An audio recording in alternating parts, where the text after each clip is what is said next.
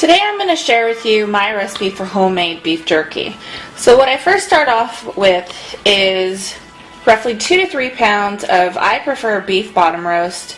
I've just found that it tends to have less tendon in it and it's more consistent. I don't trim the fat.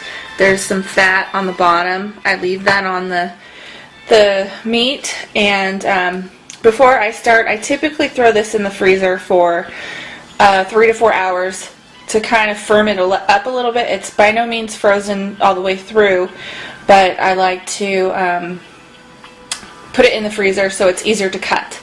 And then I use a cup of water. I'll use a tablespoon of sea salt.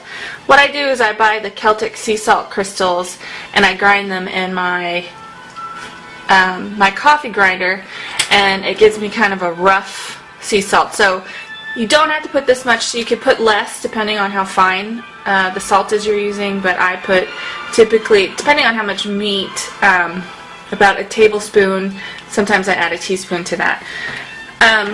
And then I use coarse ground black pepper. I use a spice seasoning mix by Frontier. It's their Creole seasoning. You could use whatever seasoning you want. I've been eyeing some other ones and considering making like a more of a Caribbean or a jerky, a Caribbean style jerky. That sounds really good to me. Then I use some Wright's hickory seasoning, liquid smoke. You don't have to use this. Honestly, you could make beef jerky with just salt and pepper and you'd be good, but this is what I found works for me.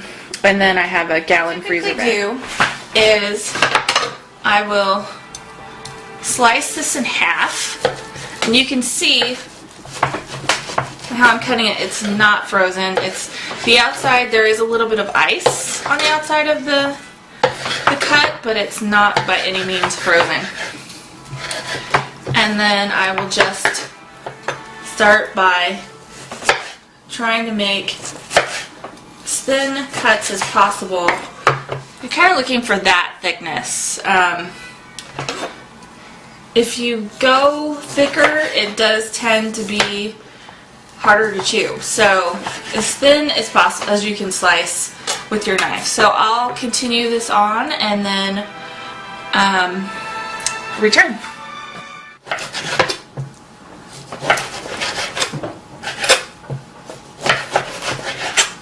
So I've almost finished slicing the meat. You can see I've sliced it kind of fine.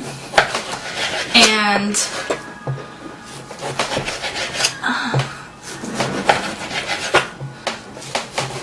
it doesn't have to be perfect. You know,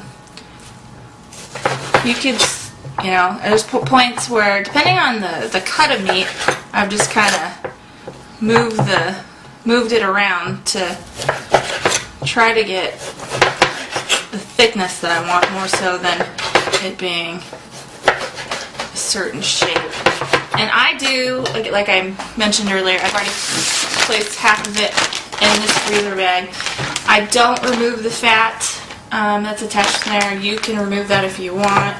I've just found that my husband and I really enjoy the flavor of it, the fat, once it's dehydrated. So now we're going to add the seasonings that I use to make the beef jerky. I've put all the meat in the freezer bag, and you do need a whisk. And I'm going to add 1 tablespoon of sea salt. A lot of beef jerky recipes use soy or tamari, or even if you look at the ingredients of like Worcestershire, will have soy in it. And I try to avoid soy. I added a lot of black pepper. I added a tablespoon. You could go half a tablespoon, but I wanted this batch to be kind of spicy and peppery, so there's a lot of black pepper in there. And then I'm also going to add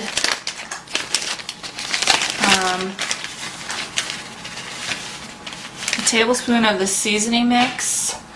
Again, this is Frontier's Cajun or Creole seasoning, and it has onion, fennel, marjoram. It's salt-free, so if you're going to add a seasoning mix that has salt in it, obviously adjust how much salt you're going to add to this. And then 1 tablespoon of liquid smoke. And then you're going to mix this up for a good minute or two, just to make sure that you've got everything blended together. You don't want your salt to be not broken up in here, and then you've got half your jerky tasting hardly salty at all, and the other half being burning your mouth salty. So I usually mix this up for a good minute before I add it to my freezer bag. I'm nearing as much time as I need, so that should be good. And then you're just going to pour this mixture over your meat, and you can kind of see some of that seasoning is at the bottom. Actually, it's more the salt, the pepper. I'm just going to kind of scoop that in there. And then I kind of try to press out some of the air, and then carefully close this. There's been so many times where I think I've closed this and it's come open, and then I've spilt half of everything all over the place. And then I kind of massage this into the meat. Just try to get into all these little pockets.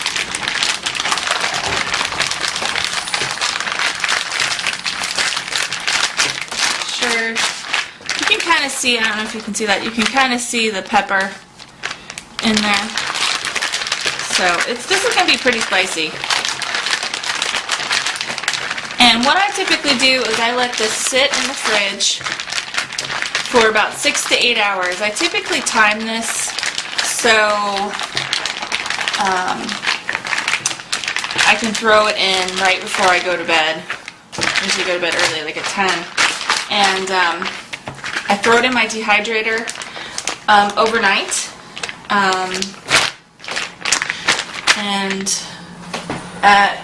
I have an Excalibur, so it actually has a setting that says jerky. So I think it's 145 degrees.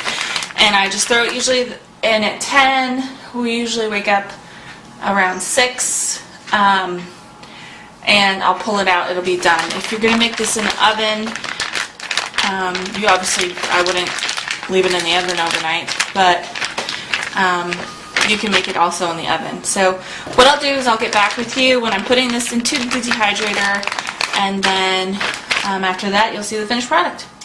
So the beef jerky marinade has been in the fridge for about 7 hours now, and I've already gone ahead and placed the pieces on the sheets I have for my dehydrator. The 2.5 pounds roughly makes about 4 of my sheets. You can see they're all different sizes. I'm just going to go ahead and throw this one in there also.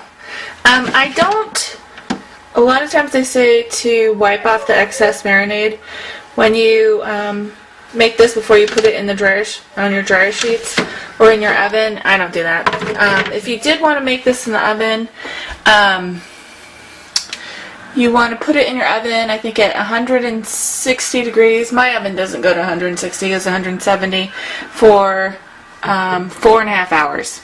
And so I'm going to go ahead, put this on jerky, and then I'll show you what it looks like.